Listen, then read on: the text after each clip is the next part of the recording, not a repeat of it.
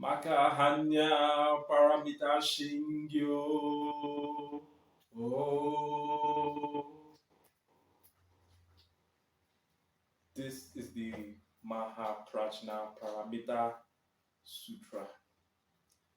This sutra is a national treasure when it comes to Zen Buddhism.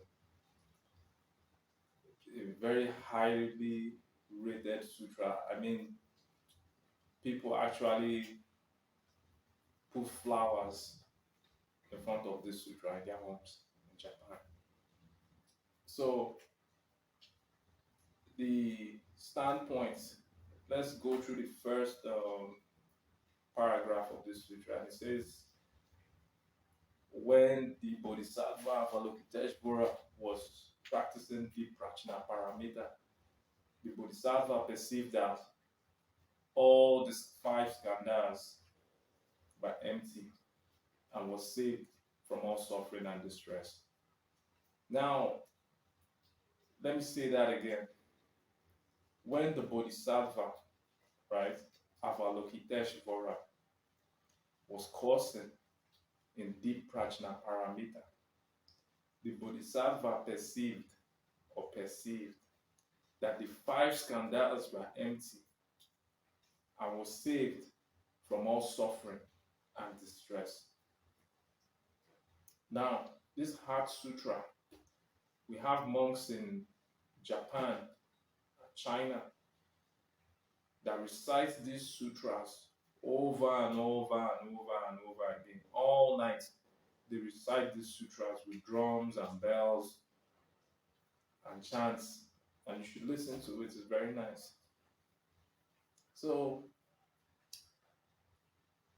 this sutra lets us know about what we call no-self. You know, when the Buddha went out into the world, you know, when he was like, oh man, I'm just going to save the world from suffering and let me go and become a Buddha. He practiced under some masters. At that time, there were Hindu aesthetics. So he practiced with some Hindu aesthetics, and they were teaching them about the Atman, which is the self. So the Buddha, because the Buddha is a scholar himself, he realized that Atman doctrine to him was false. To him, he didn't believe in the Atman doctrine. He said so many things that I can't, because of brevity, I can't start to talk about it here. But he said so many things why that Atman was false. You know, it's just like when you're peeing. That pee is coming from you, but that pee is not yourself. When you go to the toilet to take a dump, your feces is not you. You know. So this body we have, none of us ever for one day laid out a blueprint on it and started to map out the brain and spinal cord and the dorsal roots. You know, as human beings, we are very complex agents. So for one day, none of us ever did that.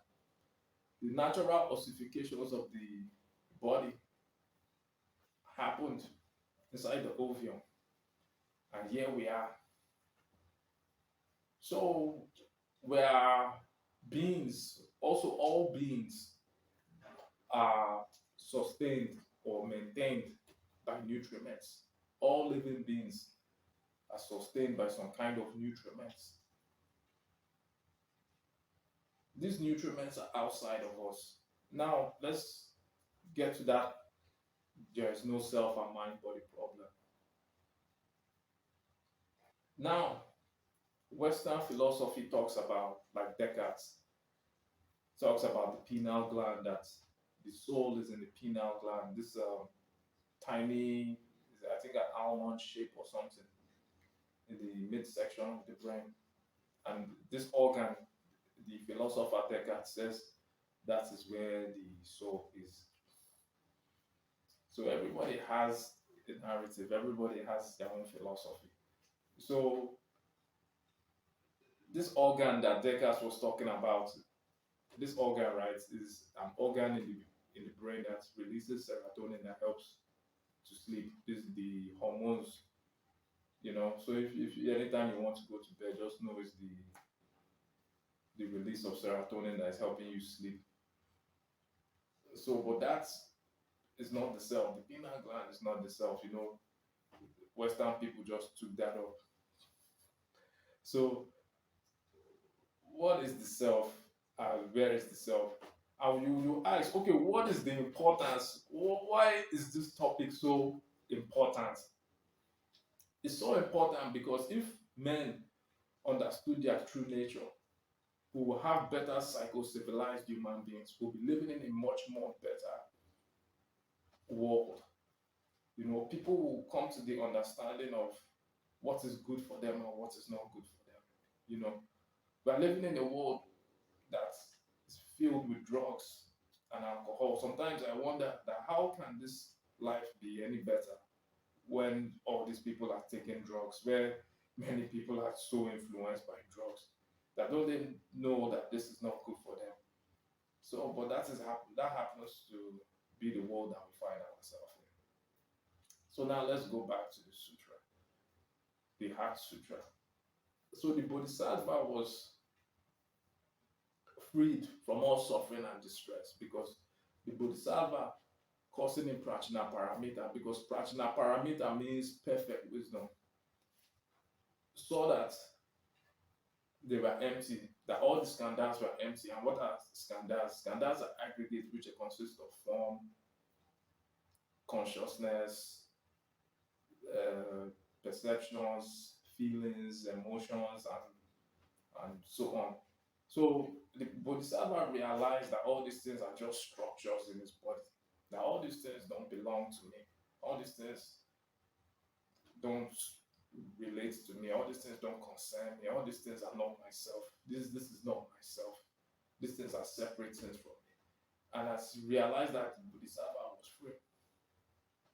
And this is an important lesson you can learn too as well, because if you're ever having any problems with addiction or any type of compulsive behavior, you just need to realize that you're not the self, that I am not the self, that this is not me, this is not myself.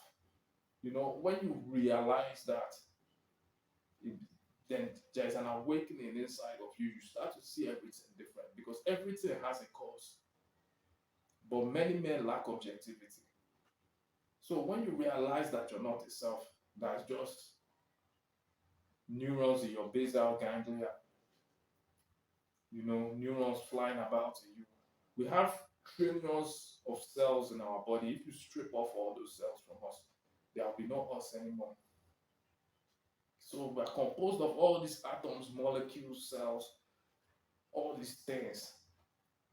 So when you start to understand these things, then you will know what is good for you and what is not good for you. You know that food, no matter how delicious, no matter how decorated the food is, that is just fuel for your body. If you don't eat, you'll not be able to play, you'll not be able to laugh. Without food in your system, you cannot be ostentatious or pugnacious or insultive or applauding or whatever. You know, you will just lie down there. So it's important to know even our mind does not even belong to us, because our mind is very influenced by the external world. Our mind is very influenced by the external world. Our mind needs these senses, this of looking at the sky, the moon, the sun, the trees, the birds, other human beings.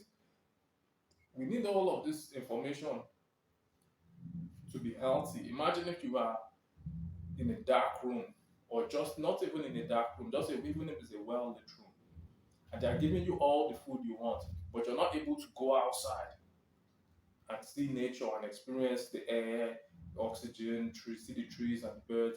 You know, you'll be affected by that.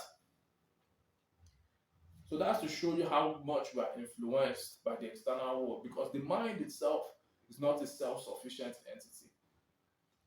So as our own attitudes and behaviors, the single manifestations are not self-sufficient on their own.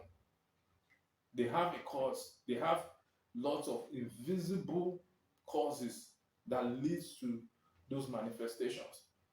So the point of this whole doctrine of this Dharma talk is that when we understand this no self concept, we we are at the helm of this being we call a human being. We are at the helm of our life, because we'll be able to control and coordinate our life better when we understand this. So it's very important that when I've discussed this with some people, that if you're watching, you can study it as well. You can look into it and find how you can apply it into your own life.